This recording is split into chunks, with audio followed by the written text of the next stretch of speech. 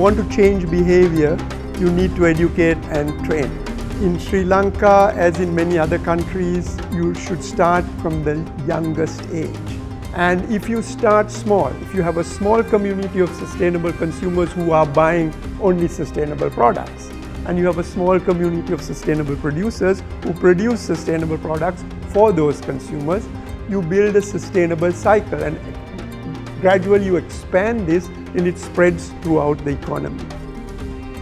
Sri Lanka could be a perfect example, best practice example for sustainable development in Asia, because we are small and there's a very high potential to be this best practice example. You have the people, you have the environment, you have the diversity, there's enough interest of other people to invest in Sri Lanka.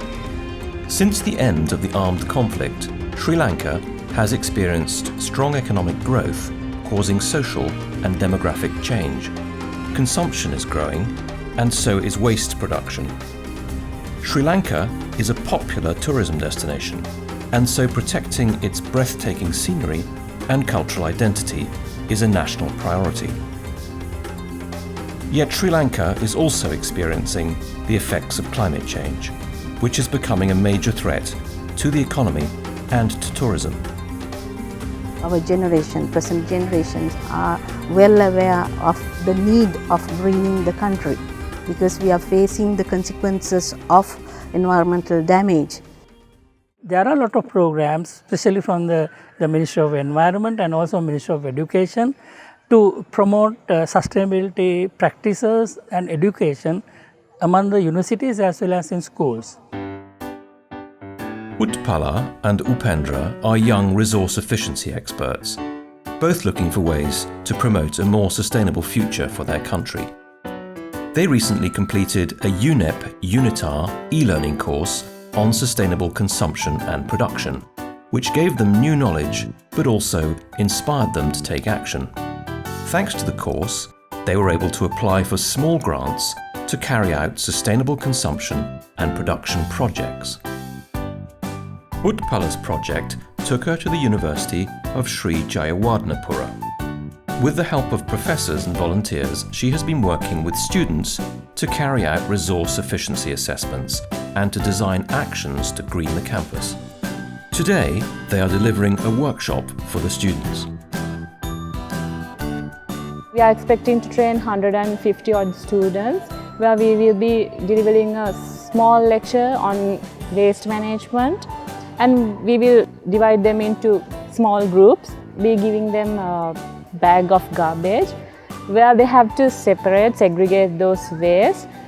And from that we will identify different types of waste being generated, who is generating waste, and what are the existing solution methods available and whether they are desirable or not. And based on that information, we will devise a waste management program or waste management strategy which we will present to the university.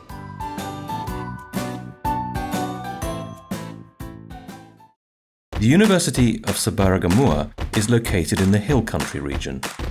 Here, Upendra has set up a project to integrate waste management into the university's formal curriculum. Our project was strengthening sustainable consumption and production through education, and through that building a model of green university. In the last semester we went to, in the series of workshop, we went to some hostels with my colleagues, and in that place we could realize how much of materials, that means water, energy, etc., how much we wasting in our everyday life. Before the workshop we didn't have an idea how to do an audit, how to do an energy audit, how to do a water audit. We didn't have any idea about that. When they are going to industries, now they have knowledge to how to do resource efficiency in there.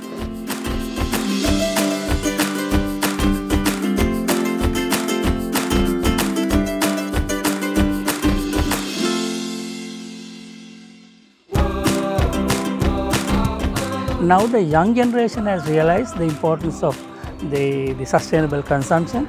We are going through indigenous practices, modified to the modern world, and the youth is very much interested in going in the sustainable consumption direction.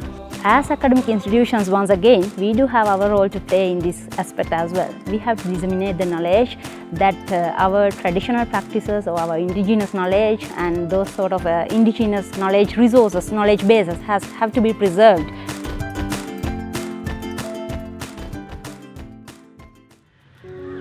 I believe educating the next generation or the youth is key, because when you educate them, the word spreads like nothing. I had that opportunity to use the knowledge I gained to serve the mankind in a sort of perspective. But this might be a one step, but it will be a big journey.